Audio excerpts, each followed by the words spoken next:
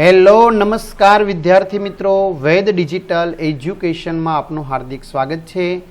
આજે આપણે ધોરણ 9 વિષય સામાજિક વિજ્ઞાનની અંદર તારીખ 10/1/2025ના રોજ લેવાયેલી એકમ કસોટીનું 100% ટાઈપિંગ સાથે પ્રશ્ન બેંકનું સોલ્યુશન જોવાના છીએ। તો ખાસ વિદ્યાર્થી મિત્રો, ચેનલમાં નવા હોય તો ચેનલ સબસ્ક્રાઇબ કરી બાજુમાં બેલ આઇકનને પ્રેસ કરો, જેથી તમને અવનવા વિડીયોની માહિતી નોટિફિકેશન મળી શકે। વિડીયો લાઇક કરો, તમારા મિત્રો દોસ્તોને શેર કરો। તો જોઈએ મિત્રો, ગુજરાત માધ્યમિક અને ઉચ્ચતર માધ્યમિક શૈક્ષણિક બોર્ડ ગાંધીનગર ધોરણ 9 વિષય સામાજિક વિજ્ઞાન પ્રશ્ન બેંક 5 જાન્યુઆરી તારીખ 10/1/2025 અને પાઠ છે 6, 11 અને 17। તો ચાલો આપણે જોઈએ। તો એમાં વિભાગ એ આપણે 6 ગુણમાં પૂછશે, જેમાં જોડકા 2 પૂછશે। બાંગ્લાદેશની સ્વતંત્રતા ઈસવીસન 1971, મ્યાનમારની સ્વતંત્રતા ઈસવીસન 1948, ઇન્ડોનેશિયાની સ્વતંત્રતા ઈસવીસન 1949, સંયુક્ત રાષ્ટ્રોની સ્થાપના 1924 ઓક્ટોબર 1945, પરમાણુ પરીક્ષણ પોખરણ રાજસ્થાન, કારગિલ યુદ્ધ ઈસવીસન 1999, વર્લ્ડ ટ્રેડ ઉપર હુમલો ઈસવીસન 2001, જર્મનીની રાજધાની બર્લિન શહેર, ભારત ઉપર ચીનનું આક્રમણ ઈસવીસન 1962 અને અમેરિકાના પ્રમુખ બરાક ઓબામાની ભારત મુલાકાત ઈસવીસન 2015। તો ઘણા બધા વિદ્યાર્થી મિત્રોની કમેન્ટ આવે છે કે સર, દ્વિતીય પરીક્ષા માટે ઉપયોગી જે તમે પેપર શીટ તૈયાર કર્યો છે એ પેપર શીટ ક્યાં છે? સર, જે અમને ગણિત વિજ્ઞાનમાં તકલીફ પડે છે। તો ભાઈ, ધોરણ 9ના નવા માળખા પ્રમાણે દ્વિતીય પરીક્ષાના આઈએમપી પ્રશ્નપત્રો સંપૂર્ણ સોલ્યુશન સાથે 30થી પણ વધારે પ્રશ્નપત્રો તેમજ ગણિત અને વિજ્ઞાન માટે વિડીયો લેક્ચર, બરાબર, જે વિદ્યાર્થી મિત્રોને ગણિત વિજ્ઞાનમાં જે બહુ તકલીફ પડતી હોય તો સંપૂર્ણ નવા અભ્યાસક્રમ પ્રમાણે વિડીયો લેક્ચર ઉતારવામાં આવેલા છે।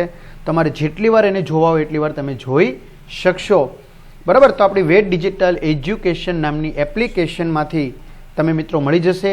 તો બીજું શું મળશે? 3થી 12 ધોરણના તમામ પ્રકરણની સમજૂતીના વિડીયો, સ્વાધ્યાય અને અભ્યાસની સમજૂતીના વિડીયો, વિષય પ્રમાણેનું મટીરિયલ, પરીક્ષા માટે ઉપયોગી પેપરો, એકમ કસોટી, સ્વાધ્યાયન પોથી, પ્રોજેક્ટ બુક। તો ગેમ ડાઉનલોડ કરો, ત્યાં જઈને વેદ ડિજિટલ એજ્યુકેશન નામની એપ્લિકેશન ડાઉનલોડ કરો। ઓપન કરશો એટલે આ પેજ ખુલશે, જેમાં તમારા મોબાઈલ નંબર નાખી સેન્ડ ઓટીપી કરો।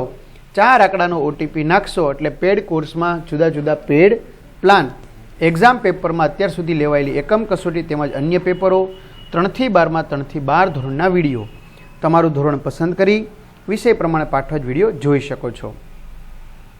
ચલો, એક વાક્યમાં આપો, મહાભિયોગ એટલે શું? તો રાષ્ટ્રપતિ અને સર્વોચ્ચ અદાલતના ન્યાયાધીશને પદ પરથી હટાવવાની ક્રિયાને મહાભિયોગ કહે છે। સર્વોચ્ચ અદાલતના ન્યાયમૂર્તિની વય કેટલા વર્ષની હોય છે? 65 વર્ષ। ત્યાર પછી સર્વોચ્ચ અદાલત ક્યાં આવેલી છે? ન્યૂ દિલ્હી। વડી અદાલતના ન્યાયાધીશને ગુપ્તતાના શપથ કોણ લેવડાવે? રાજ્યના રાજ્યપાલ અથવા તેમને નિમેલ કોઈ વ્યક્તિ। નજીરી અદાલતને બીજી કયા નામે ઓળખવામાં આવે? સર્વોચ્ચ અદાલત। ગુજરાતની હાઈકોર્ટ ક્યાં આવેલી છે? અમદાવાદ। વડી અદાલતના ન્યાયાધીશને કોણ સંબોધીને રાજીનામું આપે? રાષ્ટ્રપતિ। જિલ્લા ન્યાયાધીશ બનવા માટે કેટલા વર્ષનો વકીલાતનો અનુભવ હોવો જોઈએ? 7 વર્ષનો। લોક અદાલતની સૌપ્રથમ શરૂઆત કયા રાજ્યએ કરી હતી? ગુજરાત। જાહેર હિતની અરજી કઈ અદાલતમાં કરી શકાય? હાઈકોર્ટ અને સુપ્રીમ કોર્ટ। ત્યાર પછી વિકલ્પો એક પૂછશે, ભરતીના જંગલોનું અન્ય નામ મેંગ્રુવ જંગલો। નીચેનામાંથી કયા વિસ્તારમાં ઉષ્ણકટિબંધીય કાંટાળા જંગલ જોવા મળતા નથી? પશ્ચિમ ઘાટ। શંકુદ્રુપ જંગલોમાં જોવા મળતા વૃક્ષો પાઇન, દેવદાર, સિલ્વર ફર, સ્પ્રુસ। નીચેનામાંથી કઈ જોડ સાચી નથી? બિલ્લી, કબજિયાત અને વાળંગેના રોગો। વનસ્પતિની વિવિધતાની દ્રષ્ટિએ વિશ્વમાં ભારતનું સ્થાન કેટલામું છે? 10મું। નીચે આપેલી ખાલી જગ્યા વિકલ્પ પૂરો। પંજાબ અને હરિયાણા વચ્ચે ચંદીગઢ એક જ વડી અદાલત છે।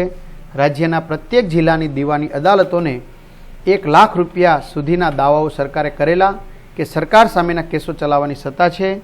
ન્યાયતંત્રના મધ્યમાં વડી અદાલત આવેલી છે।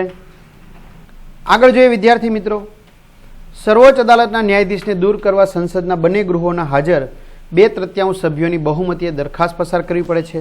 ગ્રાહકોની ફરિયાદ નિવારણ માટે કઈ સંસ્થાની રચના છે? ગ્રાહક ફોરમ। ત્યાર પછી વિભાગ બી તમને 3 સવાલ પૂછશે 2 ગુણના। તો લઈએ, ક્યુબાની કટોકટીને ઠંડા યુદ્ધના અંતના પ્રારંભ તરીકે ઓળખવામાં આવે છે। તો વિદ્યાર્થી મિત્રો, તમે અહીં જોઈ શકો છો, ઠંડા યુદ્ધના અંતના આરંભ તરીકે ગણવામાં આવે છે તેનો જવાબ। અને હા, આ સંપૂર્ણ સોલ્યુશનની પીડીએફ પણ તમારે જોતી હોય તો આપણે કીધું એ પ્રમાણે પેડ કોર્સમાંથી તમને મળી જશે. બિન જોડાણની નીતિ એટલે શું? સંયુક્ત રાષ્ટ્ર સંઘના હેતુઓ જણાવો. ત્યાર પછી છે ભારત અને રશિયા વચ્ચે ગાઢ મૈત્રી ભર્યા સંબંધો રહ્યા છે, વિધાન સમજાવો. ત્યાર પછી નાટો અને સિયાટો વચ્ચેની સંકલ્પનાઓ લખો.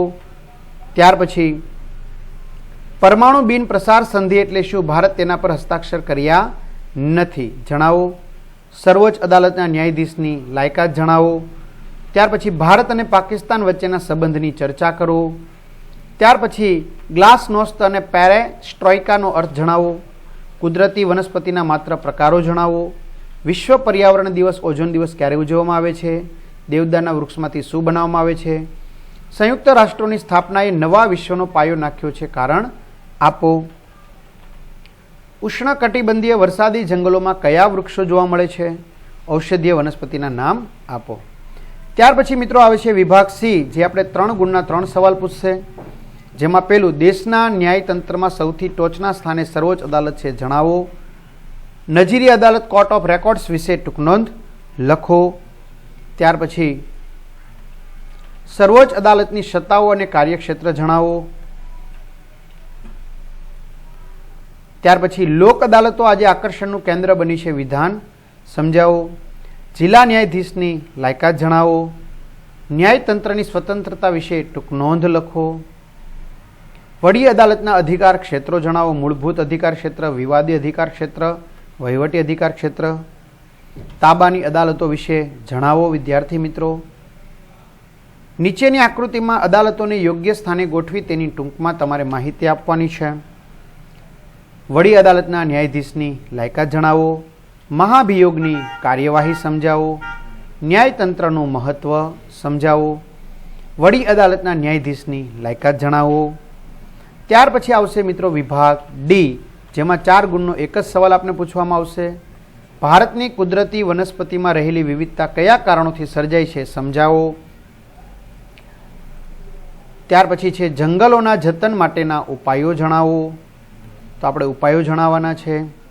જંગલોનું પર્યાવરણીય મહત્વ જ દર્શાવો, તો મહત્વ દર્શાવવાનું છે. ત્યાર પછી વન સંરક્ષણ આજે જરૂરી બની ગયું છે, સમજાવો. જંગલોની પેદાશ આપણને કઈ કઈ રીતે ઉપયોગી છે, સમજાવો. બરાબર. તો આ રીતે વિદ્યાર્થી મિત્રો સરસ મજાનું સંપૂર્ણ અને સચોટ સોલ્યુશન જોયું. આ પીડીએફ તમારે જોતી હોય કે પછી દ્વિતીય પરીક્ષાના પેપરો જોતા હોય, બરાબર, તો આ બધું જ તમને મળી જશે. ક્યાંથી? તો આપણી વેદ ડિજિટલ એજ્યુકેશન નામની એપ્લિકેશનના પેડ કોર્સમાંથી. તો બધા જ વિદ્યાર્થી મિત્રોને સારામાં સારા માર્ક્સ પ્રાપ્ત થાય એવી વેદ ડિજિટલ પરિવાર વતી શુભકામના.